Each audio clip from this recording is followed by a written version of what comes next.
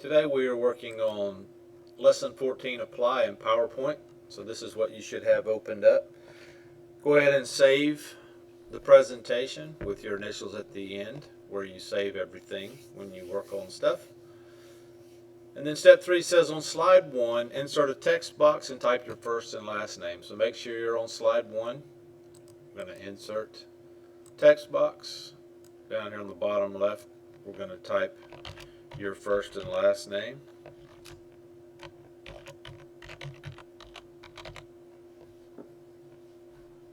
Step 4 says to display slide 3 and select the green jagged top tulip flower. So select that. And the vertical blue stem and align them at the center. So select that. Hold down the Shift key, select the blue stem, and then click up here on the Format tab. We're going to click Align and Align Center, and that puts that stem in the middle of your flower. Step 5 says select the blue tulip leaf shape and rotate it about 1/2 inch to the right, and then move it until the bottom tip of the leaf overlaps the bottom of the stem. So click this, and up here click at the top of this and rotate it about yay much, and then put it at the bottom of your stem. Step 6 says select the flower, the stem, and then the leaf in that order and merge the shapes using the union option. So we want to click on the flower, hold down the Shift key, click the stem, then click the leaf. Up here where it says merge shapes, click the down arrow and click union, and that puts them together. Step 7 says with the combined shape selected, so you can see that my combined shape is selected, we want to apply the perspective upper right shadow shape effect. So right up here where you see shape effects, click that down arrow, go to shadow. Down here in your perspectives, we want to select perspective upper right, and you can see that it put a shadow there. Step 8, drag the title placeholder near the tulip shape and use the Smart Guide to align the placeholder with the top of the shape. So we're going to click on this and we're going to drag it over close to the tulip until we see the line. We can see the line and where it's aligned at the top of the shape. I'm going to turn off my guides, and you can see that there's a line, it's right across the top. And then we want to use the Align Center to center the placeholder on the slide. So click up here on Format, Align, Align Center, and that moves it to the center.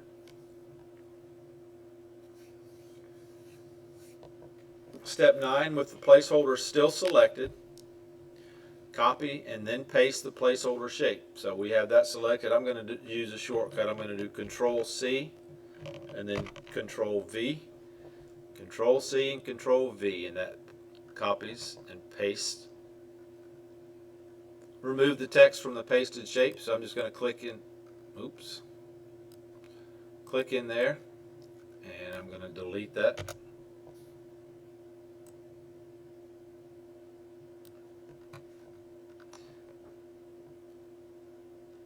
Step 10 says use the eyedropper to fill the blank shape with the same green as the combined tulip shape, and then send the blank shape behind the original placeholder to create a shadow effect.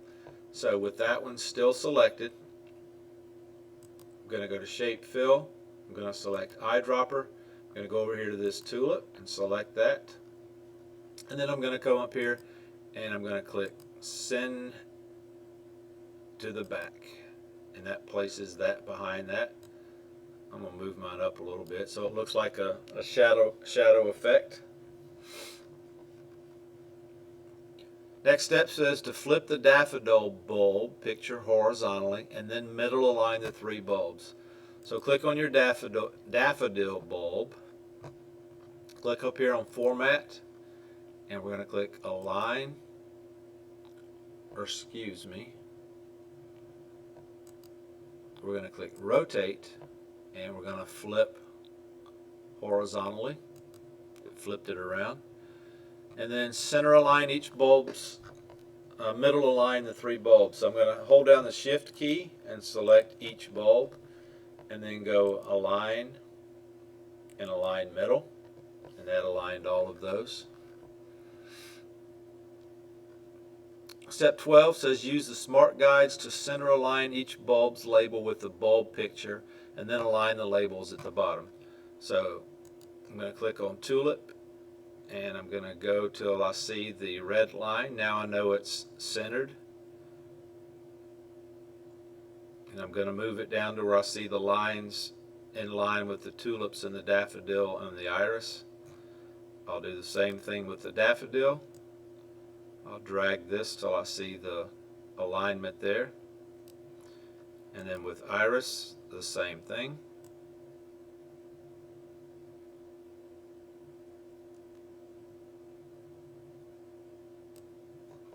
So you saw lines going up vertically and horizontally. Step 13 says to group each bulb with its label, and then distribute the groups horizontally, and your finished slide should look similar to what mine does. So I'll click the bulb and its label. Click the bulb, hold down the shift key, and click the labels so everything is selected. And then I'm going to go up here on format, and then I'm going to click group, and then group them all. And then I'm going to click align, distribute horizontally, and that moved those over horizontally. And so that's what yours should look like.